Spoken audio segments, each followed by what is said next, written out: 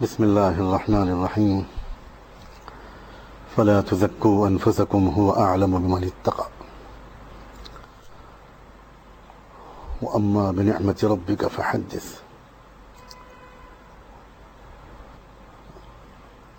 بڑا نازک موضوع آپ نے چھیڑا ہے اس وقت۔ پلٹ کر جب میں اپنی پچھلی زندگی کی طرف دیکھتا ہوں تو مجھے جو حسرت اور ندامت ہوتی ہے وہ لفظوں میں بیان نہیں کی جا سکتی۔ جذبات سے بے قابو ہونے لگتا ہوں میں، اس لیے کہ جتنے مواقع قدرت نے مجھ کو عطا فرمائے، اللہ نے مجھے عطا فرمائے، اس دور انحطاط میں کم نوجوانوں کو، کم بچوں کو ایسے مواقع ملتے ہیں، لیکن میں نے اس سے وہ فائدہ نہیں اٹھایا جو مجھے اٹھانا چاہیے تھا۔ یہ اس پہلو سے مجھے بہت رنج و غم ہوتا ہے۔ اب سوائے اس کے کہ میں اللہ سے معافی مانگوں اور تلافی یا معافات کی کوشش میں بقیہ زندگی کا ایام گزاروں، اور کوئی چارہ نہیں۔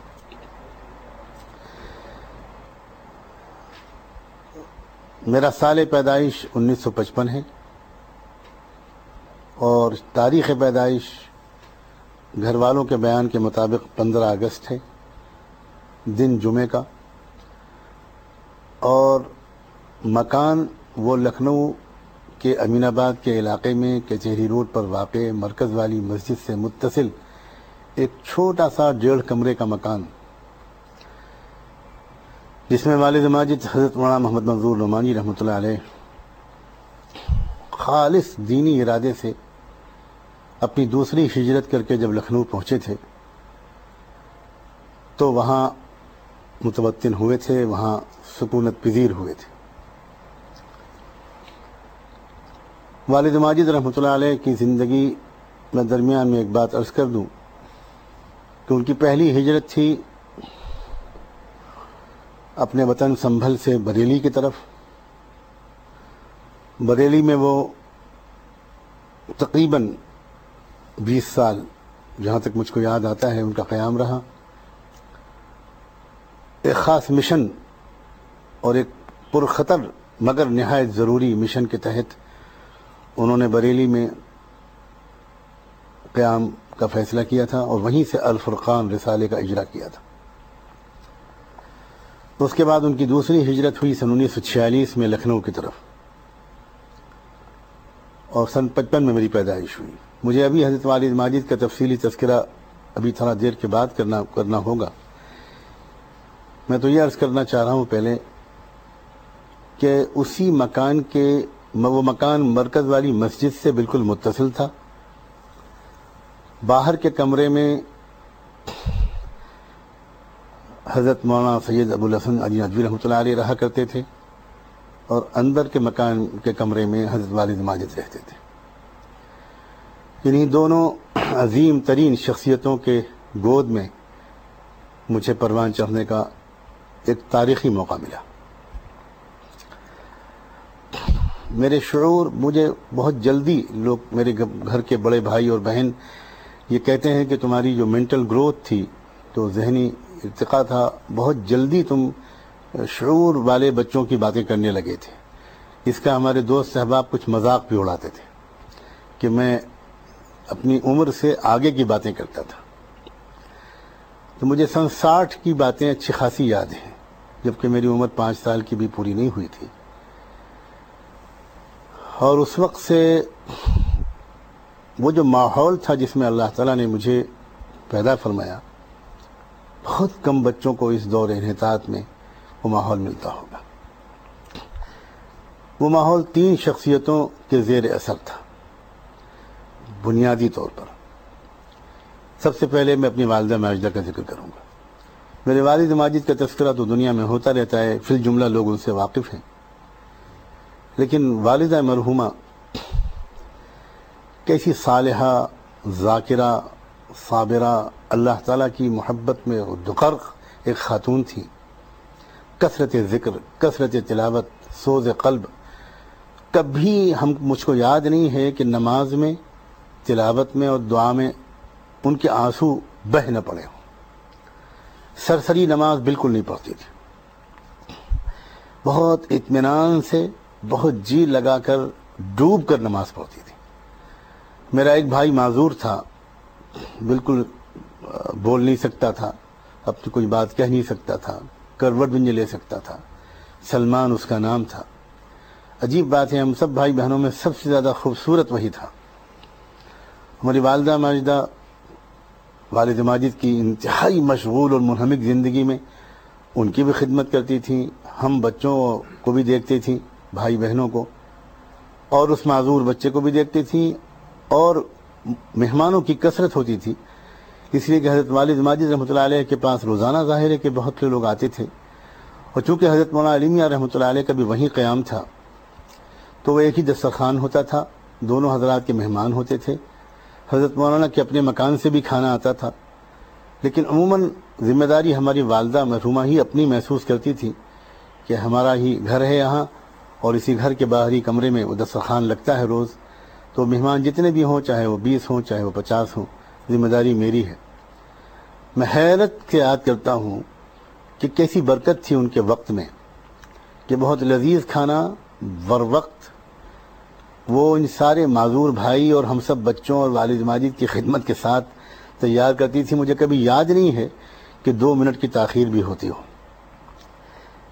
حضرت مولانا علی میاں کی تکریم اور ان کی محبت جس طرح ہمارے گھر والوں کے ہمارے اندر رچ بس گئی تھی، اس کا ایک چھوٹا سا نمونہ میں بچپن میں یہ دیکھتا تھا کہ حضرت مولانا جب آتے تھے اتر کر اسٹیشن سے، اس زمانے میں کاروں کا تو کوئی تصور نہیں تھا، سائیکل رکشہ جو لکھنؤ میں چلتا تھا اس سے آتے تھے، ندوے سے آئیں یا کسی سفر سے اسٹیشن سے آئیں یا رائے بریلی سے آئیں تب اسٹیشن سے آئیں، رکشے سے آنا ہوتا تھا اکثر و بیشتر۔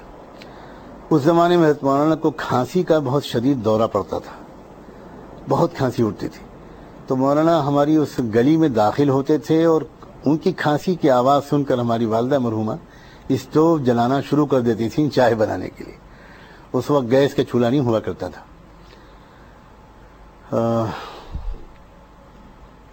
گویا مولانا مرکز میں اپنے کمرے تک آتے اور اس سے پہلے چائے تیار ہو کر ان تک پہنچ جانے کی کوشش ہوتی تھی۔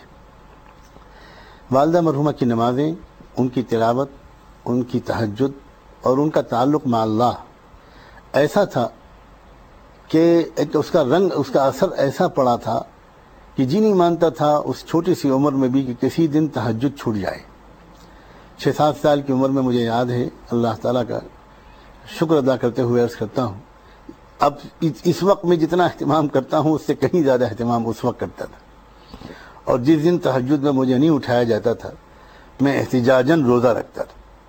گھر والے خوشامد کرتے تھے، میں کہتا تھا نہیں، میں نے روزے کی نیت کر لی ہے، میں کھاؤں گا نہیں، میں پیوں گا نہیں، آپ نے مجھے کیوں نہیں اٹھایا۔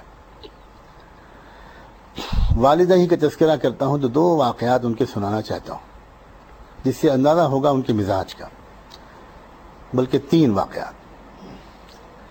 سفر حج سے جب وہ واپس گئیں، اس وقت میں 13 سال کا تھا،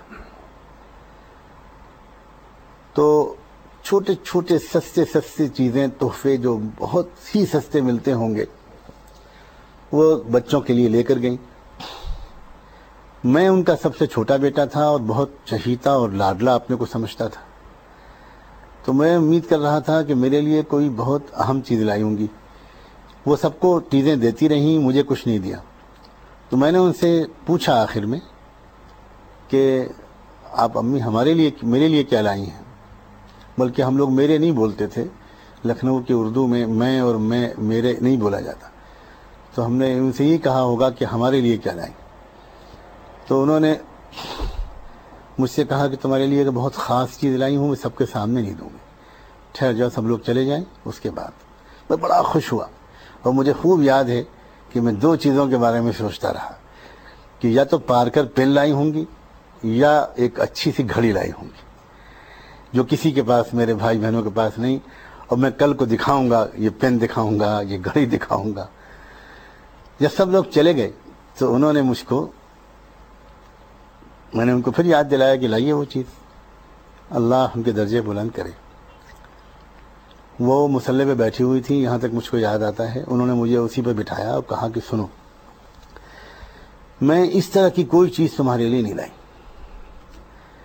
خانہ کعبہ کا پردہ پکڑ کر تم کو اللہ کے دین کی خدمت کے لیے وقف کر کے آئی ہوں.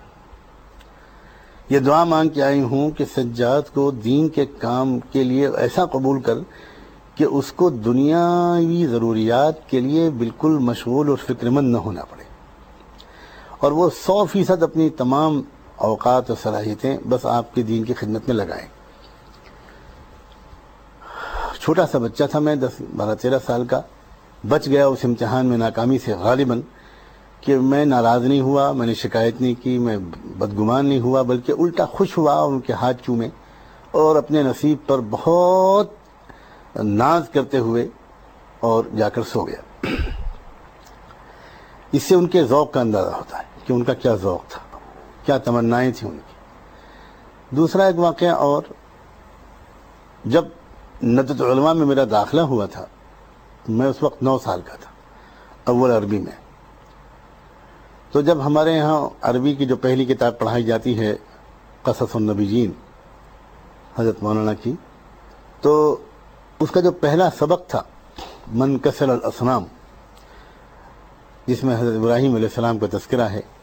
قبل ایام کثیرۃ کثیرۃ جدا کان ہناک رجل اسمہ آذر کان آذر یبیع الاصنام.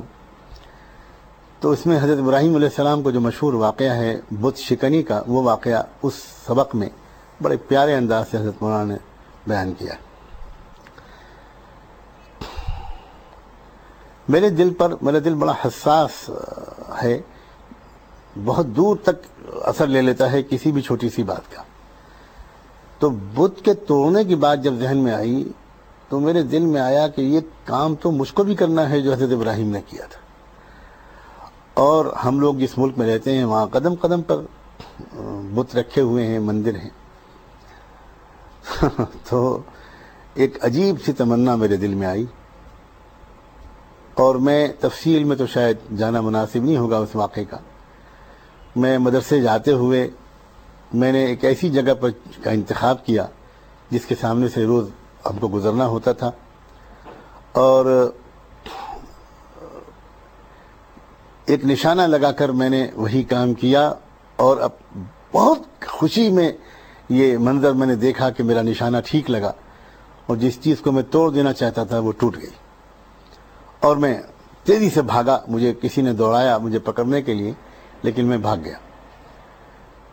ندوے پہنچا، درجے میں شرکت کی، اسباق پڑھے، چھٹی ہوئی، گھر واپس آیا تو میں نے اپنی والدہ کو یہ واقعہ سنایا کہ آج میں نے یہ کام کیا.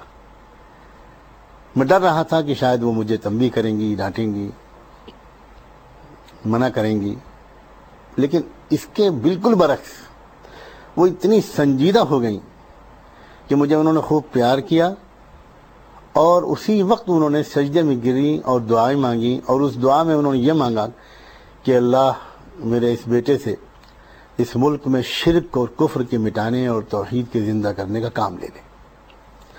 اس سے بھی اندازہ ہوتا ہے کہ وہ ایک بھولی بھالی سیدھی سادی گھریلو تعلیم یافتہ خاتون تھیں، اور کیا ان کی تمنائیں تھیں، کیا ان کے جذبات تھے. تیسرا، اس موقع سے فائدہ اٹھا کر میں ان کا تذکرہ کرنا اپنے لیے باعث سعادت سمجھتا ہوں. ایک تیسرا واقعہ وہ بھی ترجمانی کرے گا ان کے مزاج کی. سن 1966 کی بات ہے، میں 11 سال کا تھا اس وقت، غالباً 26 اگست تھی جہاں تک مجھ کو یاد پڑتا ہے، یا 27 اگست. میں ندوے پہنچا تو وہاں جا کر یہ معلوم ہوا کہ عظیم داعی سید قطب شہید کو پھانسی دے دی گئی اور انہیں جام شہادت پلا دیا گیا. مصر کی حکومت نے ان کو پھانسی کی سزا دے دی. ندوے میں ظاہر ہے کہ اس کا اثر تھا، چھٹی ہو گئی تھی، غم کا ماحول تھا.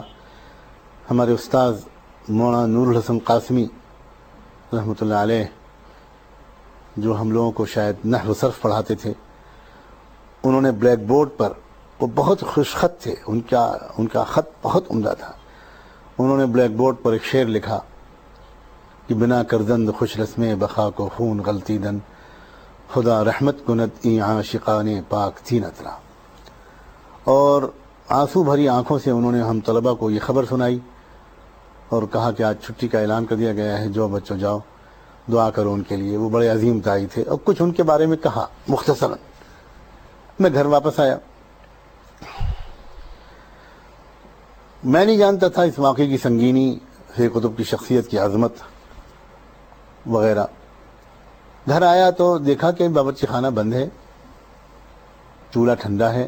اس زمانے میں لکڑی کے چولہے پر کھانا پکتا تھا ہمارے یہاں، اور والدہ خلاف معمول وہ وقت ان کے باورچی خانے کی مصروفیت کا تھا، اس کے بجائے وہ اپنی نماز کی چوکی پر بیٹھی ہوئی قرآن کی تلاوت میں مصروف ہیں۔ میں نے ان سے پوچھا کہ کیا ہوا امی، کھانا نہیں پکا؟ تو انہوں نے کہا نہیں بیٹے آج کھانا نہیں پکا، ہم تم کو دودھ وغیرہ دے دیتے ہیں، دودھ بسکٹ دے دیتے ہیں۔ میں نے کہا کیوں نہیں پکا؟ انہوں نے کہا بیٹے آج دین نہیں چاہ رہا کھانا پکانے کا۔ کیوں؟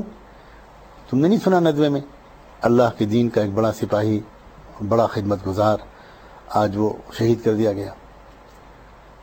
ایک بھولی بھالی گھریلو تعلیم یافتہ خاتون جو عربی کا ایک لفظ نہیں پڑھ سکتی تھی، جس نے فی ذیل قرآن نہیں پڑھی، جس نے مصر میں تحریکی اور دعوتی تاریخ، شاید کبھی والد صاحب سے کچھ سنا ہو، کوئی ایسا لٹریچر کا مطالعہ تو نہیں کیا انہوں نے کبھی، لیکن وہ اجمالی واقفیت جو ان کو اس گھر میں رہنے کی وجہ سے ہوئی تھی، اور حضرت والد صاحب پر جو صدمہ ہوا ہوگا، جو اس کا اثر ان کے اوپر ایسا تھا کہ انہوں نے اس دن سارا وقت تلاوت میں، ایصال ثواب میں، دعائے مغفرت کے اہتمام میں گزارا، اور اپنے بچوں سے بھی ان کی توقع یہ تھی کہ آج کے دن دل پر تاثر لیا جائے۔ یہ تو تھی والدہ ماجدہ۔ حضرت والد ماجد رحمۃ اللہ علیہ کے بارے میں جو ان کی علمی شخصیات، ان کا رسوخ فی العلم، ان کی صلابت فی الدین، ان کی جرت، ان کی بے باکی، بلا خوف لومۃ لائم، جس چیز کو انہوں نے حق سمجھا اس کی بہت جرت مندانہ گواہی دی انہوں نے۔ اگر اپنی کسی رائے پر کہ غلط ہونے کا ان کو احساس ہوا تو ایک لمحے توقف کے بغیر انہوں نے اعلان کیا کہ میری وہ رائے غلط تھی، میں واپس لیتا ہوں، رجوع کرتا ہوں۔ علل اعلان کیا، اپنی غلطیوں پر انہوں نے ایک مضمون لکھا، اور بار بار انہوں نے اس بات کا اعلان کیا کہ میری فلاں رائے تھی، اب دلائل سمجھ میں آئے وہ رائے صحیح نہیں تھی۔ ان کی ایسی خوبیاں، قرآن و حدیث کے فہم میں جو ان کی گہرائی تھی، اور جو ان کی احتیاط تھی، اور مشکل مضامین کو عام فہم انداز سے پیش کرنے کی پر جو ان کو قدرت تھی، وہ عظیم المثال تھی بالکل۔ اور جدید تعلیم یافتہ طبقے کو، اس جدید ذہن کو مطمئن کرنے کا جو ان کا مزاج تھا، بار بار حضرت مولانا علی میں اس کا اظہار کرتے تھے، اور دیگر علماء، کہ اتنے قدیم ماحول میں تعلیم پانے کے بعد آپ کو یہ ملکہ کیسے حاصل ہوا۔ سن 1953 کی بات ہے، میری پیدائش سے پہلے کی، کہ حضرت مولانا علی میاں، حضرت والد صاحب جو دونوں تبلیغی کام میں، تبلیغی جماعت کے کام میں زبردست طریقے سے لگے ہوئے تھے، بہت منہمک تھے۔ ان کو محسوس ہوا کہ تبلیغ میں نکل کر دین دار بننے کا جو جذبہ آتا ہے وہ تو بڑا قابل قدر ہے، لیکن دو پہلوؤں سے ان کو تشنگی بہت محسوس ہوئی۔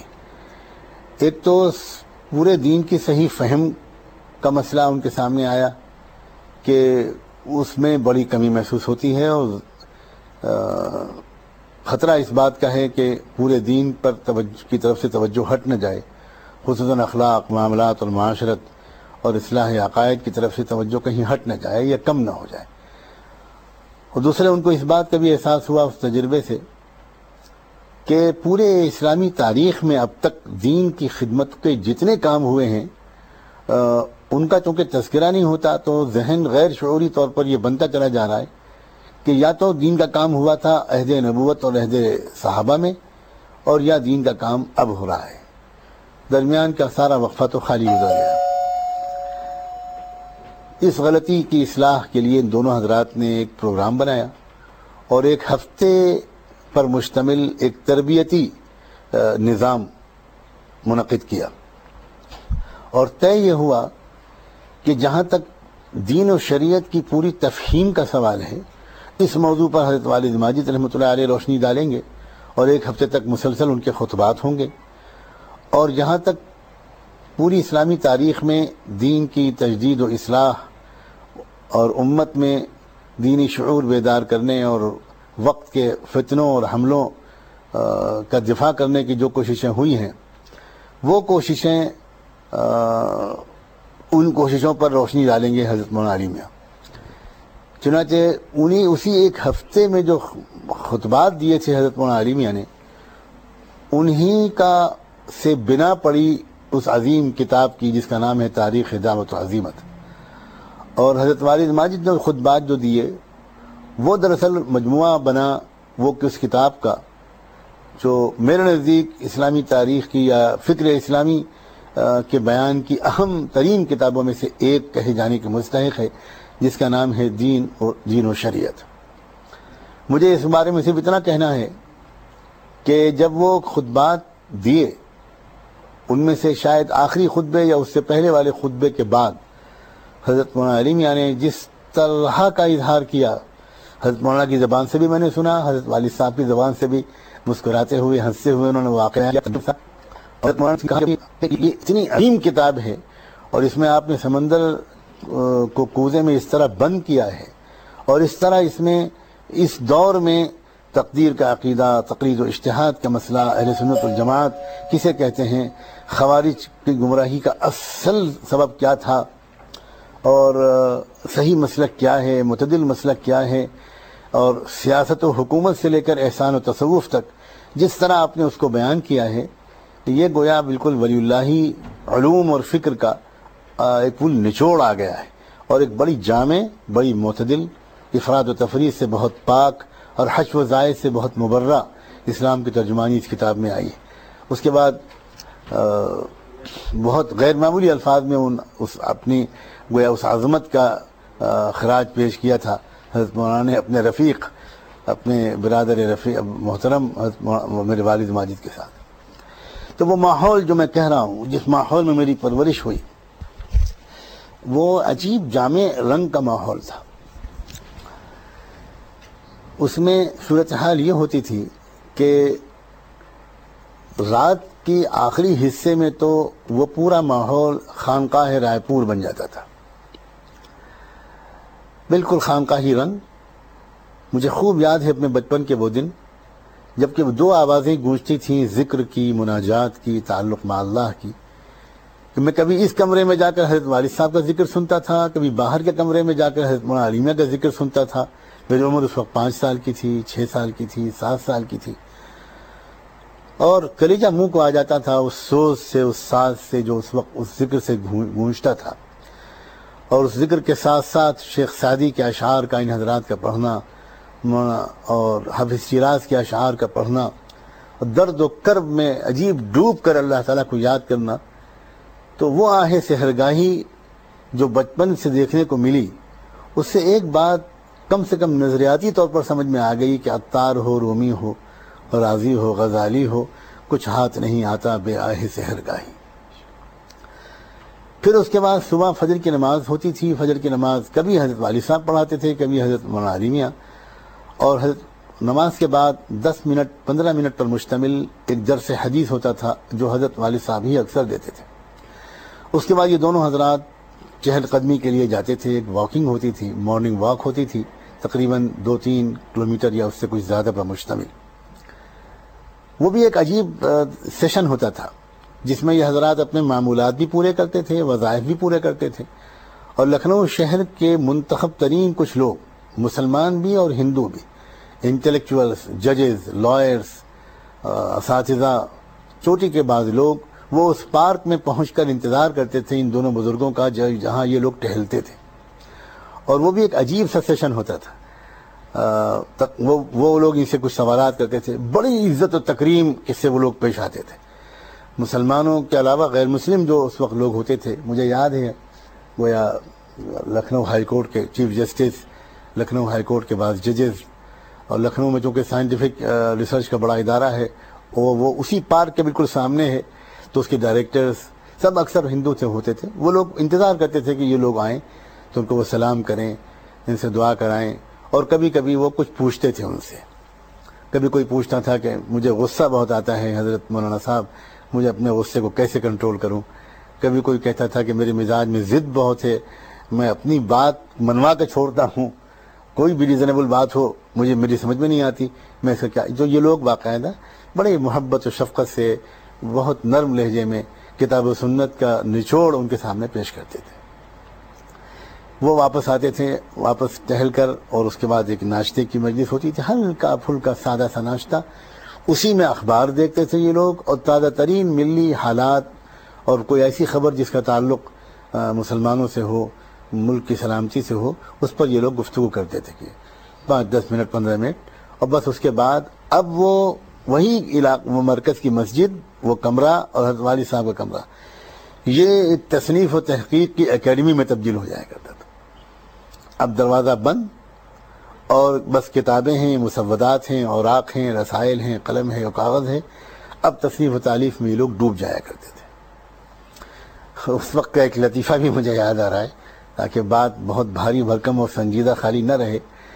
حضرت مولانا کسی کام کے مکمل کرنے کے لیے ارجنسی محسوس کر رہے تھے، تو اپنے خادم خاص آدمی، وہ ماشاءاللہ موجود ہیں عبدالرزاق صاحب، ان سے حضرت مولانا نے کہا کہ بھئی دیکھو اس وقت کوئی بھی اگر آئے، بالکل قطعاً میں کسی سے نہیں ملوں گا، مجھے کام پورا کرنا ہے.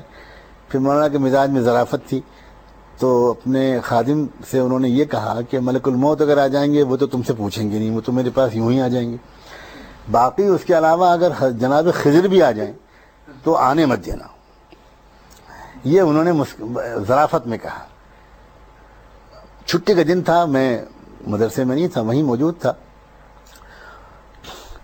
عجیب بات یہ ہوئی کہ تقریباً 1.5-2 گھنٹے کے بعد ایک صاحب سفید ریش، سادہ سے کپڑے پہنے، بھولے بھالے، ایک جھولا ہاتھ میں لیے آئے، اور انہوں نے اصرار کرنا شروع کیا کہ مجھے ملاقات کرا دو، مصافحہ کرا دیں. وہ بہت ان کی خوشامد کرتے رہے کہ حضرت نے منع فرمایا آپ انتظار کریں، آرام سے بیٹھیں، اس کے بعد جب حضرت نکلیں گے، کام بند ہوگا تو آپ سے ملاقات ہوگی، آپ یہیں ٹھہریں آپ لیکن وہ بضد تھے کہ نہیں ہم کو ابھی واپس جانا ہے.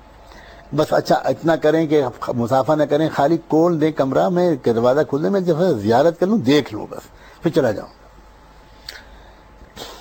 جب انہوں نے اتنا اصرار کیا اور اس پر راضی رہنے کا اظہار کیا کہ دروازہ کھول دیں، صرف دیکھ کے چلا جاؤں گا، تو انہوں نے پوچھا اچھا بتائیں آپ کا نام کیا ہے؟ تو ان کا میرا نام خضر ہے. تو مجھے یاد ہے اس بری طرح ہنسی چھوٹی تھی ہم لوگ اپنے کو تھام نہیں پا رہے تھے، اور میں تو بچہ تھا، لوٹ پوٹ ہو گیا. میں نے کہا آ گئے خضر، آ گئے. اب وہ بیچارے بزرگ وہ حیران کہ یہ لوگ ہنس کیوں رہے. بہرحال جب دروازہ کھولا تو مولانا نے بڑے تعجب سے دیکھا، تو یہ صاحب بیچارے سامنے کھڑے تھے. تو مولانا نے پوچھا کون ہے؟ تو عبدالرزاق صاحب بولے وہ خضر ہیں. تو مولانا بولے آ گئے؟ وہ آ ہی گئے آج لاؤ بھائی بلاؤ، یہ کہہ کے ان سے مصافحہ کیا. تو وہ ماحول عجیب تھا، یعنی رات کی خانقاہ، صبح کی وہ تفریح، اور تفریح کے اندر بھی تربیت، شہر والوں کے استفادے کی ایک شکل، پھر دن بھر تصنیف و تحقیق، پھر دوپہر کا کھانا ساتھ میں، اور پھر اس کے بعد مختصر سا قیلولہ، اور پھر اس کے بعد دونوں تنہائی میں اپنے کمرے میں بند ہو جاتے تھے. وہ وقت ہوتا تھا ڈاک لکھنے کا، خطوط کے جوابات دینے کا، اور بقیہ تصنیفی کام کے پورا کرنے کا. عصر کی نماز تک یہ اس سے فارغ ہوتے تھے. عصر کی نماز کے بعد پھر ایک عام مجلس ہوتی تھی، بڑی شگفتہ، بڑی پرنور، اور بڑی رنگا رنگ، ہر طرح کے لوگ اس میں آتے تھے. شعراء، ادبا، ملی مسائل سے تعلق رکھنے والے لوگ، تبلیغی کام کے ذمہ داران، ان حضرات کے سے بیت و ارشاد کا تعلق رکھنے والے لوگ، عام ملنے والے، ندوے کے اساتذہ کرام، بعض سینئر طلباء. ایک بھری ہوئی مجلس ہوتی تھی جس میں مختلف علمی، دینی، روحانی، تزکیہ نفس کے مشتمل سیاسی اور ملی مسائل، حالات سے جڑی ہوئی خبریں. اس میں بڑے بڑے سیاسی لیڈران کا بھی آنا مجھے یاد ہے. جے پرکاش نارائن کا آنا، پنڈت سندر لال کا آنا. وہ وقت تو ایسا تھا کہ گویا مسلسل رابطہ رکھنا پڑتا تھا، رابطہ رکھتے تھے. پنڈت جواہر لال نہرو وغیرہ کے خطوط کا آنا، یا کچھ باتوں پر رہنمائی کا مانگنا، یا ان حضرات کا کسی موقع پر اظہار ناراضگی کرنا. اور شیخ جلال ساتھی ایک پسماندہ اقوام کے لیڈر تھے، وہ بھی ان کا آنا. وہ عصر بعد کی مجلس بڑی عجیب قسم کی ہوتی تھی.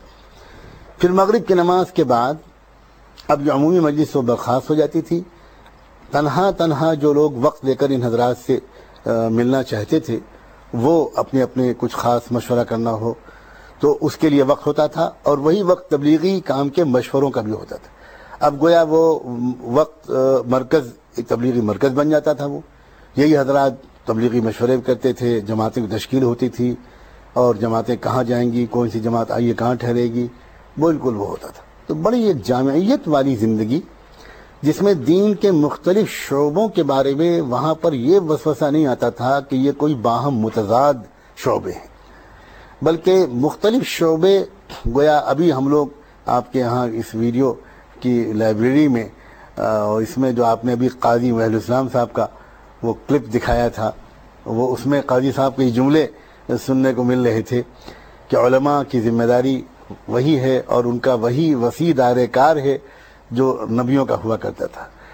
تو بالکل اس کا بڑے کامل مصداق تھے یہ دونوں شخصیتیں کہ بہت ہی ممکن حد تک اپنے ہر شعبے میں وہ خدمت انجام دینے کی کوشش کرتے تھے. اور پھر اس کے بعد عشاء کے بعد جلدی سو جانے کا معمول, جلدی فوراً عشاء کے بعد بس آرام کرنے کا معمول, تاکہ رات کے آخری حصے میں جلد از جلد اٹھ سکے. یہ اس ماحول میں پلنے والا بچہ, اس کو کیسا ہونا چاہیے تھا وہ تو آپ سب سمجھ سکتے ہیں کہ کتنا اس کو فائدہ اٹھانا چاہیے تھا. میں پورے شرمندگی کے ساتھ بلا کسی تکلف کے اعتراف کرتا ہوں کہ میں وہ استفادہ نہیں کر سکا جو مجھے کرنا چاہیے تھا. لیکن پھر بھی اللہ کا بڑا کرم ہے کہ میرا کوئی دوست نہیں تھا. اگر کوئی دوست تھا تو مولانا سلمان صاحب تھے اور ان کے خالزاد بھائی احمد حسنی. اتفاق سے احمد کو آج ہی میں نے خواب میں بھی دیکھا, زمانے کے بعد. آج پتہ نہیں کیا بات ہوئی, ہم 3 گویا ساتھی تھے, ایک سال کا ہمارے درمیان عمر کا فرق تھا, ساتھ ہی پڑھنا, ساتھ ہی کھیلنا, کبھی کبھی ہمارے درمیان لڑائی بھی ہو جاتی تھی, اور وہ لڑائی کیا صلح صفائی بھی ہوتی تھی. وہاں ہم لوگوں کی والدائیں ایک باقاعدہ راؤنڈ ٹیبل کانفرنس بلا کر ہم لوگوں کے درمیان صلح کراتی تھی, دوستی کراتی تھی. تو بڑا پیارا ماحول تھا, بہت عمدہ ماحول تھا, اس میں کوئی شک نہیں. پھر ندوۃ العلماء میں داخلہ ہوا. ندوے میں اس وقت اساتذہ کرام میں مولانا اسحاق سندلوی بھی تھے, اور حضرت والد ماجد کی تدریس کا سلسلہ تو ختم ہو چکا تھا, بند ہو چکا تھا اپنی دوسری مصروفیات کی وجہ سے. لیکن بہرحال الحمدللہ ہمارے اساتذہ سے بھرپور استفادے کی ہم لوگوں نے کوشش کی, اور اللہ کا بہت بڑا کرم و احسان ہے کہ پورے ندوے کے دور تعلیم میں ہر سال کے امتحان میں ہمیشہ اول پوزیشن آیا. کبھی میری پوزیشن دوسری نہیں ہوئی, بلکہ صرف کلاس میں نہیں بلکہ پورے دارالعلوم میں اللہ کا بہت بڑا کرم ہے کہ ہمیشہ نمبر 1 پر رہتا تھا. یہ والدہ کی دعائیں اور والد صاحب کی تربیت. ایک بہت بڑا ایڈوانٹیج مجھ کو یہ حاصل ہوا کہ مجھے مطالعے کا طریقہ حضرت والد ماجد نے سکھایا. عام طور پر طلبہ نہیں جانتے اس بات کو کہ کتاب کیسے پڑھی جاتی ہے, فن کو کیسے اخذ کیا جاتا ہے. وہ اس کے بڑے ماہر تھے, اور مجھے وہ بار بار بچپن سے سمجھاتے تھے کہ کیسے نحو صرف پر عبور کیسے حاصل کیا جائے, کیسے عربی زبان میں گرامر کی غلطی سے بچا جائے. پھر اور آگے بڑھا تو فقہ پر کیسے فقہ پڑھی جائے, مسالک کے درمیان کے اختلافات کو کیسے سمجھا جائے, دلائل کو کیسے سمجھا جائے. اکثر کتابیں خود بھی پڑھاتے تھے. ان کا کتاب پڑھانے کا ایک طریقہ ہوتا تھا کہ وہ کہہ دیا کرتے تھے کہ یہ کتاب کا فلاں باب اچھی طرح دیکھ لینا, میں تم سے پوچھوں گا. تو وہ بوجھ ڈالتے تھے تیاری کا طالب علم پر خود, جو پرانا طرز تدریس تھا. یہ نہیں کہ استاد لیکچر دیتا رہے, طالب علم چاہے سن رہا ہے چاہے نہیں سن رہا. یہ اس نے تو استعدادوں کو بہت پست کر دیا ہے. جو قدیم طرز تدریس تھا وہ یہ تھا کہ سارا سبق تیار کرنے کی ذمہ داری طالب علم کی ہوتی تھی. استاد اسسٹ کرتا تھا, مدد کرتا تھا, کریکٹ کرتا تھا, گائیڈ کرتا تھا. تو جو محنت پڑتی تھی وہ طالب علم پر پڑتی تھی. اس کی وجہ سے گویا خود اس عبارت کو سمجھنے اور اس کے اصل مضمون کو سمجھنے کی صلاحیت پیدا ہوتی تھی. اس طرح انہوں نے مجھے مشکات بھی پڑھائی, اسی طرح انہوں نے مجھے ترمذی شریف بھی پڑھائی, اسی طرح انہوں نے مجھے ہدایہ بھی پڑھائی. اور پڑھائی کا مطلب یہی ہے, یہ ایسا نہیں کہ روزانہ سبق پڑھاتے ہوں بیٹھ کے, بلکہ انہوں نے کسی بھی باب کے متعلق کسی دن اچانک کہتے تھے کہ میں کل دیکھوں گا, پرسوں دیکھوں گا, تم ذرا تیار ہو جانا. کبھی کبھی بغیر کسی پہلے سے بتائے ہوئے اچانک وہ کون سی کتاب چل رہی، کون سا باب چل رہا ہے، آؤ ادھر آؤ، پوچھ لیا کرتے تھے۔ ایک بڑا احسان ان کا یہ ہوا کہ انہوں نے مجھے درجہ چہارم عربی کے بعد سے اردو کتابوں کے پڑھنے سے سختی سے منع کر دیا۔ یہ آج عام طور پر لوگوں کی سمجھ میں بات نہیں آئے گی اس کی حکمت کیا ہے، لیکن جو اصل مصادر اور مراجع ہیں، ہمارے اصل مآخذ، وہ تو عربی میں جہاں سے استناد ہو سکتا ہے۔ اگر طالب علم کی عادت شروع سے عربی زبان کی کتابوں کو پڑھنے کی اور سمجھنے کی نہ ہوئی، اور اصل ریفرنس بکس اور جو ریسورس جو یہاں سے بنتا ہے، اگر ان کو کنسلٹ کرنے کی عادت نہ پڑی تو زندگی بھر وہ اردو کے ترجمے اور شرح اور حاشیہ اور اسی سے کام چلاتا رہے گا۔ مجھے یاد ہے کہ میں ریاض الصالحین حدیث کی کتاب تھی، اس کا اردو ترجمہ پڑھ رہا تھا، زاد سفر، جو حضرت مولانا علیمیہ کی والدہ معاویہ نے کیا تھا، اس کو پڑھ رہا تھا۔ انہوں نے اس کتاب کو پڑھتا ہوا دیکھ کر مجھے اتنے تعجب کا اظہار کیا اور ناراضگی کا اظہار کیا جیسے میں کوئی ناول پڑھ رہا ہوں۔ انہوں نے کہا کہ تم کس ذریعے پڑھتے ہو؟ میں نے کہا میں چہارم عربی میں پڑھتا ہوں۔ تم اردو کتاب پڑھ رہے ہو؟ چہارم میں اردو کتاب پڑھ رہے ہو؟ آج کے بعد سے تمہارے ہاتھ میں کوئی اردو کتاب نہ دیکھوں، کسی طرح کی کوئی اردو کتاب تم نہیں پڑھو گے۔ اللہ کا شکر ہے کہ میرے کتب خانے میں ساری کتابیں موجود ہیں، تم کو جو کتاب پڑھنی ہو مجھ سے پوچھو، کتاب میں نکال کے دوں گا، وہ کتاب پڑھو۔ نہیں ہوگی یہاں سے تو ندوہ کے کتب خانے سے نکالو، لیکن عربی کے متون پڑھنے کی عادت ڈالو۔ اس کے برکت یہ ہوئی کہ میں نے کم عمری میں وہ کتابیں پڑھ لیں جو فارغ ہونے کے بعد بھی علماء نہیں پڑھتے۔ مسلم شریف کی شروح پڑھ لی، بخاری کی شروح پڑھ لی، حالانکہ ہم نے ندوے میں بخاری نہیں پڑھی، لیکن فتح الباری میں پہلے ہی پڑھ چکا، عینی میں پہلے ہی پڑھ چکا۔ ایک اور چیز کا اللہ تعالیٰ نے بہت توفیق دی، معلوم نہیں کس کے کہنے پر وہ تحریک پیدا ہوئی تو مجھے یاد نہیں آ رہا، وہ یہ کہ میں اکثر کتابوں پر یا اکثر جو اہم سبجیکٹس تھے ان پر میں خود تصنیف کرتا تھا۔ مثلا جب شرح شذور الذہب پڑھی ندوے میں، عربی لغت کی ایک بہترین کتاب ہے قواعد کی، نحو کی، تو میں نے شواہد شرح شذور الذہب پر الگ کتاب لکھی کہ اس میں جتنے اشعار آئے ہیں اس میں کیا استشہاد کیا گیا ہے اور اس میں کیا مسالک بیان کیے گئے ہیں، وہ اس پر الگ ایک کتاب لکھنے کی کوشش کی۔ تفسیر جب ہماری شروع ہوئی تو ایک تو اللہ کے شکر ہے بڑی توفیق مجھے یہ ملی کہ میں استاذ کے درس کو لفظ بلفظ لکھتا تھا، اور یہ بھی ایک خاص بات تھی کہ وہ درس دیتے تھے اردو میں اور میں اس کو براہ راست لکھتا تھا عربی میں، اسی وقت عربی میں لکھتا چلا جاتا تھا تاکہ اس کی عربی کی بولنے اور لکھنے کی قدرت بڑھے، شاید یہ نیت رہی ہوگی۔ پھر کئی صورتوں کی تفسیر خود لکھی۔ اسی طرح منطق جب ہم لوگوں نے پڑھی تو منطق کی ایک شرح ہم نے خود لکھی۔ مختلف مشکات کے جتنے اختلافی مسائل ہیں ان اختلافی مسائل پر خود اپنی ایک کتاب لکھی اسی دور تعلیمی میں، جبکہ میری عمر اس وقت جبکہ میں یہ چیزیں پڑھ رہا تھا 14 سال 15 سال 16 سال تھی۔ میں سن 71 میں ندوے سے فارغ ہو گیا، یعنی 16 سال کی عمر میں، اور اس کے بعد حضرت مولانا علیمیہ حضرت والی صاحب نے مشورے سے یہ طے کیا کہ مجھے اب مطالعہ کرنا چاہیے ان دونوں حضرات کی نگرانی میں اور استاد تفسیر حضرت مولانا اویس صاحب کی نگرانی میں۔ چنانچہ کچھ کتابیں حضرت والی صاحب نے مقرر کی، کچھ مولانا اویس صاحب نے اور کچھ حضرت مولانا نے، کہ ان کتابوں کو پڑھو، اب ان کا مطالعہ کرو، پھر ہم برابر جائزہ لیتے رہیں گے۔ وہ سلسلہ کچھ دن جاری رہا، لیکن اس کے بعد کسی وجہ سے رائے ان حضرات کی بدلی۔ میرے انگریزی کے جو استاد تھے ان کا سخت اصرار تھا کہ ندوے کی 50 سالہ ان کی خدمات کے بعد انہیں کوئی طالب علم اب پہلا ایسا ملا ہے جو اچھی خاصی انگریزی کی شد بد رکھتا ہے، لہذا اس کو چلائیے انگریزی کی راہ پر۔ چنانچہ میرے لیے طے یہ ہوا کہ میں اب علی گڑھ مسلم یونیورسٹی سے ہائی اسکول انگلش اونلی کا امتحان لوں، اور پھر اس کے بعد لکھنؤ یونیورسٹی میں فاضل ادب کروں، اور پھر میں بی اے وغیرہ جوائن کروں، اور آگے چل کے پھر میں ایم اے اور انگلش میں پی ایچ ڈی وغیرہ کروں، تاکہ میں انگریزی کے بولنے اور لکھنے پر قادر ہوں۔ سخت ضرورت کا احساس تھا ان حضرات کو کہ ایسے علماء کی تیاری کی شدید ضرورت ہے جن کو انگریزی پہ کمانڈ ہو۔ تو وہاں سے میرا ٹریک بدلا اور میں نے پھر ہائی اسکول کا امتحان دیا، پھر اس کے بعد لکھنؤ یونیورسٹی کے فاضل ادب میں داخلہ ہوا۔ اس بیچ میں تقریباً 10 مہینے دارالعلوم دیوبند میں رہا، یہ میں کہنا بھول گیا۔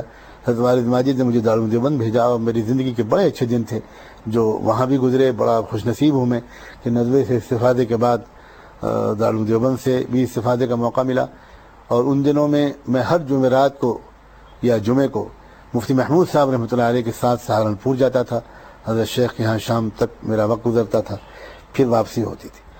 بہرحال اس کے بعد میں وہاں سے آیا فارغ ہو کر، تو دوبارہ دیوبند جانے کے بجائے مجھے پھر اسلامی یونیورسٹی آف مدینہ بھیج دیا گیا، جامعہ اسلامیہ مدینہ منورہ میں داخلہ مل گیا۔ عجیب و غریب اس کی بھی کہانی ہے، میں کہاں تک ان جزیات میں پڑھوں کہ کس طرح مجھے وہاں سے بلاوا آ گیا، اور میں کس طرح اچانک بغیر اپنی کوئی خاص کوشش کے، بلکہ شاید سابقہ اطلاع کے بغیر مجھے وہاں داخلہ مل گیا۔ وہ عجیب کہانی ہے، لیکن اس کا ایک بہت بڑا فائدہ یہ ہوا کہ مجھے تقریباً 8 ساڑھے 8 سال، 9 سال مدینہ منورہ میں گزارنے کا موقع ملا، عالم اسلام کو دیکھنے کا موقع ملا، اور پوری امت کو جو حج اور عمرے میں آتی ہے اس کو دیکھنے کا موقع ملا، اور مختلف ملکوں کے طلباء ہماری جامعہ میں تھے، اساتذہ تھے، بہت تجربے وسیع ہوئے، برادری وسیع ہوئی، اور پوری امت کے حالات کو سمجھنے کا موقع ملا۔ ایک پہلو دعوتی اور دینی نقطہ نظر سے بہت قابل ذکر ہوگا کہ جس سال میں مدینہ منورہ پہنچا ہوں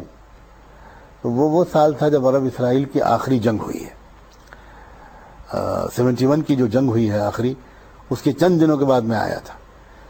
تو اس جنگ کا جو تذکرہ، اس کا جو تاثر ہندوستانی مسلمانوں پر تھا، اور وہاں جو سما بندھا ہوا تھا، اس کی وجہ سے میرا خیال یہ تھا کہ یہاں مدینے میں تو ماتم ہو رہا ہوگا، لوگ غمگین ہوں گے، متفکر ہوں گے، ہر طرف وہی موضوع گفتگو ہوگا، اور میں اس زمانے میں محاذ جنگ کی تفصیلات جاننے کا بڑا شوق رکھتا تھا۔ وہ انٹرنیٹ وغیرہ کا زمانہ تو تھا نہیں، لیکن میں جو انگریزی اخبارات مل سکتے تھے، جو ذرائع ہو سکتے تھے، ان سے میں خبریں کلیکٹ کرتا تھا، مضامین لکھتا بھی تھا۔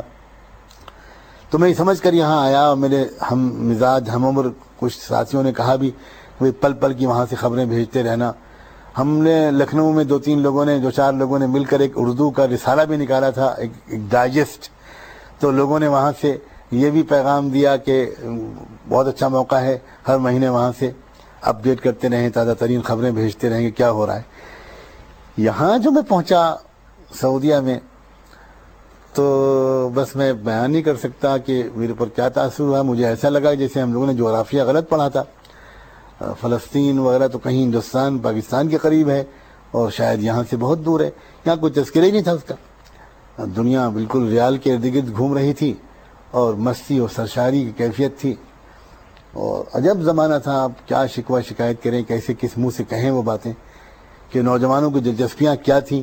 ہم عرب نوجوانوں سے لپک کر ملتے تھے، ان سے کس موضوع پر بات کرنا چاہتے تھے، اور وہ ہم سے ہندوستانی فلموں کی تفصیلات معلوم کرنا چاہتے تھے۔ تو طبیعت پر بہت اس کا اثر ہوا، بہت زبردست سیٹ بیک پہنچا کہ یہ کیا ہو رہا ہے۔ تو چونکہ اجتماعی اصلاح اور اجتماعی حالات کی تبدیلی کی ایک فکر دل و دماغ پر چھائی ہوئی تھی، تو خیال ہوا کہ ہمیں کچھ کرنا چاہیے۔ چنانچہ کچھ ہم خیال طلباء نے مل کر ایک کوشش کی کہ ایک کوئی کمیٹی بنائیں، ایک کوئی جماعت بنائیں، حلقہ تحریک اسلامی نام سے کسی چیز کی شروعات کی۔ لیکن چند دنوں کے بعد اندازہ ہوا کہ بالکل بے روح ہے، اس لیے کہ جو عام طلباء تھے ان کا مزاج بالکل دوسرا تھا۔ وہ گویا جو سنجیدگی، جو اتباع سنت، جو اتباع شریعت ہم لوگ ان کے اندر دیکھنا چاہتے تھے، وہ ہمیں ظاہر میں نظر نہیں آتا تھا۔ ہو سکتا ہے بھئی ہم کو احساس نہیں ہے کہ اندر سے کسی کا تعلق اللہ سے کتنا ہو، لیکن اس وقت ہم اندر کو دیکھنے کے بجائے ظاہر کو دیکھنے کا زیادہ ذوق رکھتے تھے شاید۔ تو ہماری کسی سے بنی نہیں، اور آپس میں ہی اختلاف ہو گیا، کئی لوگوں میں کئی گروپ ہو گئے، اور وہ کچھ چل نہیں پایا، ٹوٹ گیا وہ نظام۔ پھر ایک اور کوشش کی، وہ بھی کامیاب نہیں ہوئی۔ اسی شش و پنج میں تھے اور تلاش میں تھے کہ حضرت مولانا الیاس رحمۃ اللہ علیہ کی تربیت یافتہ حضرت مولانا سعید احمد خان صاحب رحمۃ اللہ علیہ کی محبت، شفقت اور صحبت مجھے حاصل ہوئی، اور میں اب کیا عرض کروں کہ ان کی شخصیت سے، ان کی صحبت سے مجھ کو کتنا نفع ہوا۔ یہ گویا سچی بات یہ ہے کہ شیخین حضرت والد ماجد، حضرت مولانا علی میاں کے بعد یہ ایک تیسری شخصیت تھی جو میری زندگی میں داخل ہوئی، اور انہوں نے اس ذوق کو اور جلا دی۔ اور چونکہ یہ حضرت مولانا الیاس رحمۃ اللہ علیہ کے خاص الخاص مزاج کے نمائندے تھے، اور فنا تھے بالکل تبلیغ و دعوت کے کام میں، اور مکارم اخلاق ان پر تو تمام تھے، بڑے اعلیٰ اخلاق، حزن و غم اور وہ ساری صفات جو گویا ایک وارث نبوت میں ہونی چاہیے اللہ نے ان کو عطا فرمائی تھی. مجھے ان سے بے حد مناسبت ہوئی اور ان کی بڑی بے پناہ شفقت مجھے حاصل ہوئی اور میں بالکل قریب ہوتا ہی چلا گیا, تبلیغ کے کام میں لگتا چلا گیا.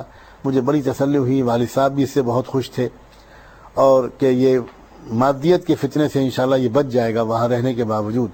والد صاحب مجھے بھیجنے پر تیار نہیں تھے, یہ سوچ کر کہ یہاں کے بلند معیار زندگی پر رہنے کے بعد واپس آ کر ہندوستان میں بوریے پہ بیٹھ کے کام کرنا مشکل ہوگا, لیکن حضرت مولانا علی میاں کے اصرار پر مجھے بھیج دیا گیا.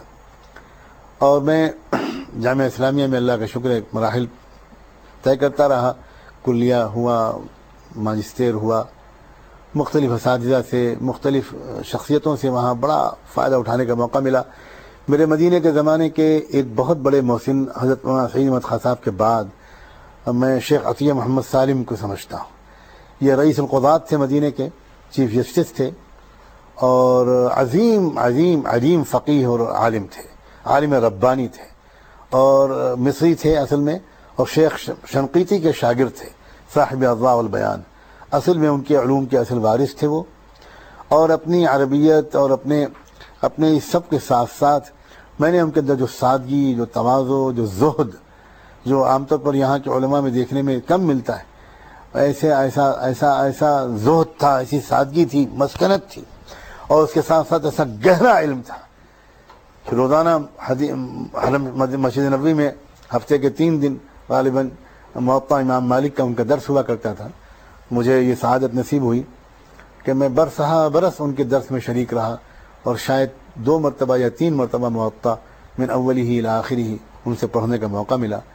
اور اس طرح ایک فقہ علی المذاہب الاربعہ اور فقہ مالکی خاص طور پر اس سے کچھ مناسبت بڑھی اور بہت نفع ہوا. شیخ عطیہ سالم اللہ تعالیٰ ان کو بہت جزائے خیر عطا فرمائے. مدینہ کا زمانہ قیام میں ایک اور شخصیت جس سے میں وہ استفادہ تو نہیں کر سکا جتنا کرنا چاہیے تھا, جتنا مواقع تھے, وہ تھے شیخ الحدیث حضرت مولانا زکریہ صاحب رحمۃ اللہ علیہ. میری خوش نصیبی تھی کہ جب میں مدینہ پہنچا تو اس کے صرف 8-10 دن پہلے حضرت شیخ الحدیث مولانا زکریہ صاحب, یا شاید 1 مہینہ پہلے, ہجرت کی نیت سے مدینہ منورہ منتقل ہو گئے تھے اور میں پہلے جا کر انہی کا مہمان بنا تھا. اور میں مسلسل 8-8.5 سال ان کی نگرانی میں رہا. میں لفظ بولنا چاہتا ہوں احتیاط سے, ان کی نگرانی میں رہا. انہوں نے اپنی طرف سے اپنی نگرانی میں, میری رہنمائی میں اور کوئی کسر نہیں چھوڑی. لیکن میں اعتراف کرتا ہوں اس بات کا کہ مجھے ذکر و سلوک کی لائن سے کوئی زیادہ مناسبت نہیں تھی. میں اجتماعی کاموں میں زیادہ دلچسپی رکھتا تھا اور نہیں سمجھتا تھا کہ ترتیب میں الٹ رہا ہوں. مجھ کو پہلے اپنی اصلاح اور اپنے نفس کے تزکیے کے مرحلے سے گزرنا چاہیے اور بڑا بننے سے پہلے چھوٹا بننا چاہیے. یہ جملہ میں دہرانا چاہتا ہوں کیونکہ یہی اصل حاصل ہے میری زندگی کا. نوجوان علماء سے میری بستہ گزارش ہے اور عاجزانہ مشورہ ہے کہ خدا کے لیے چھوٹا بننے سے پہلے بڑے بننے کی غلطی نہ کریں. پہلے چھوٹے بنیں, پہلے اپنے آپ کو کسی کی نگرانی میں رکھیں, کسی کے حوالے کریں, صحبت و تربیت کے ایک مرحلے سے گزریں. اس کے بعد میدان بہت ہیں کام کرنے کے. جس میدان میں کام کرنے پر مأمور ہوں اس میدان میں کام کریں.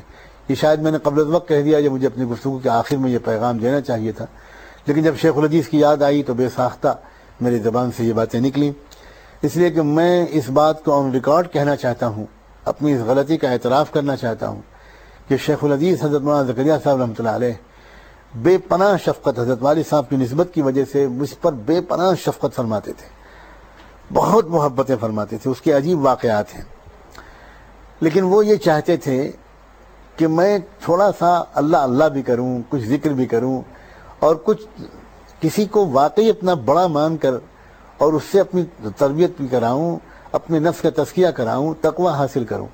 لیکن میں اس کو کچھ زیادہ ضروری نہیں سمجھتا تھا ان کے پورے عقلی اور علمی احترام کے ساتھ. تو مجھے لگتا ہے کہ میں ایک خاص خیر سے محروم رہا.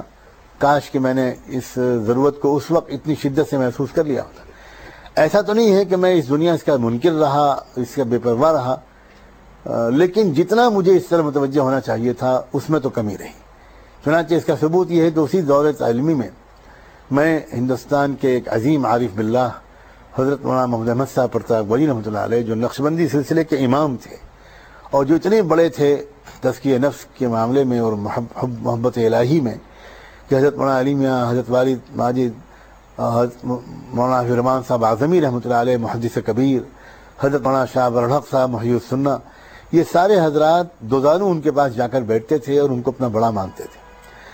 تو میں ان کے پاس حاضر ہوا اور ان کی شخصیت کی بلا کی تاثیر اور کیسی محبت کرتے تھے وہ ہر شخص سے، کتنا بھی کوئی دیکھنے میں بے دین لگے، کتنا بھی، لیکن اگر وہ انسان ہے، اگر وہ اللہ کا بندہ ہے تو بس وہ اس سے بے پناہ محبت کرتے تھے۔ ان کو دیکھ کر اندازہ ہوتا تھا کہ نبیوں کے دل میں اللہ کے بندوں کی کیسی محبت ہوتی ہوگی۔ تو اسی محبت کے اثر سے میں ان سے بیعت بھی ہوا، ان سے تعلق بھی قائم کیا۔ انہوں نے مجھے بڑی خوشخبریاں بھی سنائیں، بڑی امیدیں دلائیں، لیکن میں اعتراف کرتا ہوں کہ جتنا مجھے اہتمام کرنا چاہیے تھا ان سے استفادے کا، وہ بھی میں نے نہیں کیا۔ چنانچہ ان کی وفات کے بعد جو مجھ پر جو غم کا پہاڑ ٹوٹا، میں کئی دن تک بہت عجیب حالت میں رہا۔ مجھے محسوس ہوتا تھا کہ میں اللہ کے ہاں مواخذے سے نہیں بچ پاؤں گا۔ ایک ایسا شفیق سایہ میرے سر سے اٹھا ہے کہ میں کہاں لاؤں گا اس کا بدل۔ میں لوگوں کے نفع کے لیے اپنا ایک واقعہ سنانا چاہتا ہوں ان کے ساتھ، تاکہ لوگوں کو مبالغہ نہ محسوس ہو ان الفاظ میں جو ایسے بزرگوں کے بارے میں میری زبان سے نکلیں یا کسی بھی زبان سے نکلیں۔ میرا ذاتی واقعہ ہے، اللہ کرے کہ کسی کو اس کو سننے میں شک نہ ہو۔ حضرت مولانا احمد صاحب پرتاپ گڑھی سے ملنے کے لیے میں الہ آباد یا ان کے وطن پھول پور جایا کرتا تھا جب بھی میں چھٹیوں میں مدینے سے لکھنؤ جاتا تھا۔ ایک مرتبہ کا واقعہ ہے کہ مدینے میں ایک ندوی نوجوان فاضل جو ہمارے ساتھ پڑھتے تھے، اسی سال مدینے میں آ کر داخل ہوئے تھے مجھ سے، تو میں تو کئی سال پہلے داخل ہو چکا تھا۔ حضرت شاہ وسیع اللہ صاحب رحمۃ اللہ علیہ کے نواسے مولانا قمر الزماں کے صاحبزادے مولوی سعید احمد ندوی، اب شاید جو آج کل بحرین میں ہے ایک زمانے سے، وہ میرے پاس ٹھہرے ہوئے تھے، لکھنؤ آئے ہوئے تھے اور ان کو الہ آباد جانا تھا۔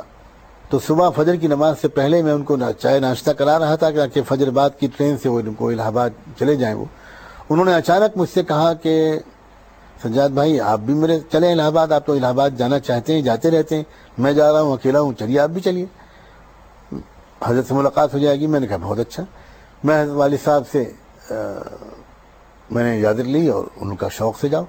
اچانک بغیر کسی اطلاع کے ہم دونوں روانہ ہو گئے۔ وہاں جب ہم الہ آباد پہنچے تو پہلے وہ ان کے گھر گئے، تو اسی رکشے پہ بیٹھ کے میں بھی ان کے ساتھ ان کے گھر گیا، اور یہ انہوں نے کہا کہ یہاں پہلے اتر جائیں، غسل وغیرہ کر لیں، کپڑے بدل لیں، پھر حضرت کے پاس چلتے ہیں۔ میں نے کہا بہت مناسب ہے۔ لیکن وہاں جب میں پہنچا، اترنے لگا رکشے سے، تو ان کے چھوٹے بھائی دروازے ہی پر مل گئے، وہ بھی ندوی فاضل ہیں مولوی عزیز۔ انہوں نے مجھ سے یہ کہا کہ آپ یہاں پہنچ گئے سجاد بھائی، حضرت مولانا محمد صاحب تو صبح سے آپ کا انتظار کر رہے ہیں۔ میں حیران رہ گیا، وہ زمانہ موبائل کا نہیں تھا، تو میں نے کہا کہ نہیں، ہو ہی نہیں سکتا کہ ان کو اطلاع ہو، میں نے تو کسی کو خبر بھی نہیں کی ہے، تو اچانک چل دیا۔ انہوں نے کہا کہ میں وہیں سے آ رہا ہوں، کئی گھنٹے وہیں تھا، حضرت نے ابھی تک شاید صبح سے چائے بھی نہیں پی ہے، سارے مہمانوں کو انہوں نے چائے وائے پلوا دی ہے، بڑا اہتمام کر رہے ہیں، بڑے خوش نظر آ رہے ہیں، اور یہ بچھاؤ اور وہ بچھاؤ، وہ چادر بچھاؤ، سجاد آ رہے ہیں، مولانا سجاد آ رہے ہیں۔ میں حیران رہ گیا، میں نے کہا اچھا بھائی اگر یہ بات ہے تو میں جا رہا ہوں۔ پھر میں نہیں اترا، میں وہاں سے فوراً بھاگا اور ان کے ہاں پہنچا۔ واقعی یہ بات صحیح نکلی ہے، جس طرح حضرت نے مجھے گلے سے لگایا اور چمٹایا، اور اس کے بعد ایک خاص لئے میں وہ آیت پڑھی جو آج تک میرے کانوں میں گونج رہی ہے، انی لاجد ریح یوسف، اور اپنے ساتھیوں سے کہا کہ دیکھو میں کہہ نہیں رہا تھا۔ اس وقت مجھ کو اندازہ ہوا کہ فراست مومن کیا چیز ہوتی ہے، اور دل کو دل سے راہ ہوتی ہے کہ کیسی محبت ان کو تھی، صرف مجھ سے نہیں، میں پوری گواہی احتیاط کے ساتھ گواہی دیتا ہوں کہ ہر شخص کے ساتھ وہ ایسی محبت سے پیش آتے تھے۔ تو لیکن پھر بھی میں ان سے وہ فائدہ نہ جو مجھے اٹھانا چاہیے تھا۔ اس کے بعد مجھے پر بڑا اثر تھا کہ میں اب کیا کروں۔ اس کے بعد مجھے ایک اور مرد دانا ملا۔ میں ساری زندگی تلاش میں رہتا ہوں کہ کوئی شخص ملے، اللہ کا نیک بندہ، صالح بندہ، میں اس کے زیر سایہ رہوں، اسے سیکھتا رہوں، آخر دم تک خوب سے خوب تر کی تلاش، اللہ کرے ہم سب کا مزاج بن جائے۔ اس کے بعد اچانک ایک واقعہ پیش آیا، ایک صاحب نے مجھے ایک کتاب لا کر دی، ایک کتاب لا کر دی جس کتاب کا نام تھا اب بھی نہ جاگے تو، اس کتاب کو میں نے پڑھا. یہ وہ زمانہ ہے جب کہ ہندوستان میں ہندو فرقہ پرست طاقتوں کا حملہ، ان کا تشدد، ان کی دہشت گردی بہت شباب پر ہے، بہت پہنچ رہی ہے. 90s کی بات ہے یہ، 91 کی. بہت شدت سے ان کی تحریک آگے بڑھ رہی تھی، یاترا نکل رہی تھی. بابری مسجد نشانہ تھا، اور بابری مسجد خالی نشانہ نہیں تھا بلکہ دراصل ملک کا پورا ایک نظام بدلنا ان کے نزدیک ان کا اصل ہدف تھا.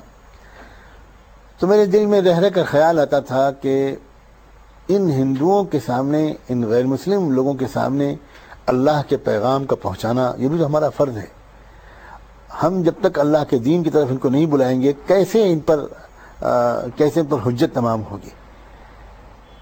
تو اس کتاب کو پڑھ کر مجھے ایسا لگا کہ جیسے مجھے کوئی شخص ایسا ملنے والا ہے جو اس راستے میں چل رہا ہے اور میں بھی اس کے ساتھ پیچھے پیچھے چل سکتا ہوں. ان کا نام تھا مولانا شمس نوید عثمانی، دیوبند کے مشہور عثمانی خاندان کے ایک فرد، جس کے حضرت مولانا شبیر احمد عثمانی ہوا کرتے تھے. ان کے یہ اسی خاندان کے چشم و چراغ تھے. چنانچہ میں پھر ان سے میرا رابطہ ہوا اور میں ان کے پاس میرا آنا جانا شروع ہوا.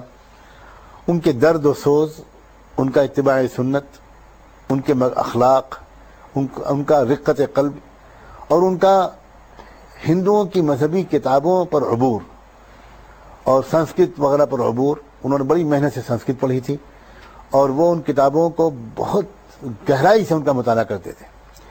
اس کے نتیجے میں ان کے ہاں سے مجھے کچھ ایسی علمی راہ ملی جس سے مجھے اندازہ ہوا کہ میں گویا ان غیر مسلم ہندوستان کے ہندوؤں کو پر حجت قائم کرنے میں بھی کچھ کام کر سکتا ہوں.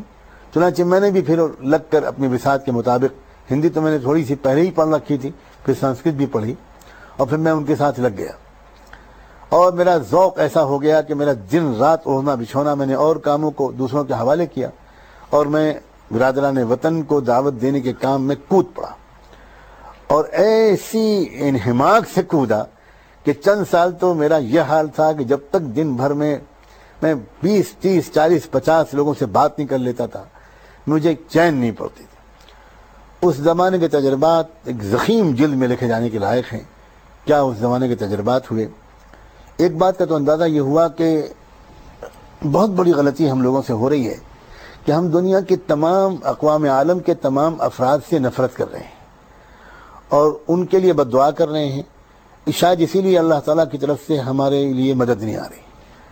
یہ غیر پیغمبرانہ طریقہ ہے، غیر نبوی طریقہ ہے. انبیاء علیہ السلام، خصوصاً رحمت دو عالم سیدنا محمد رسول اللہ صلی اللہ علیہ وآلہ وسلم کے دل میں کسی بھی کافر اور غیر مسلم کو دیکھ کر غصہ اور نفرت نہیں پیدا ہوتی تھی، بلکہ شفقت اور پیار اور حزن و غم اور اس بات کا ایک درد کہ اللہ کا بندہ کسی طرح عذاب الہی سے بچ جائے، کفر و شرک سے چھٹکارا پا جائے. تو وہ شفقت اور پیار کی کیفیت اور وہ حزن و غم کی کیفیت ہمارے دل میں نہیں پیدا ہو رہی. پوری دنیا کے لوگوں سے ہم ہر اگلے دن نفرت زیادہ کرتے چلے جا رہے ہیں. یہ غیر نبوی طریقہ ہے.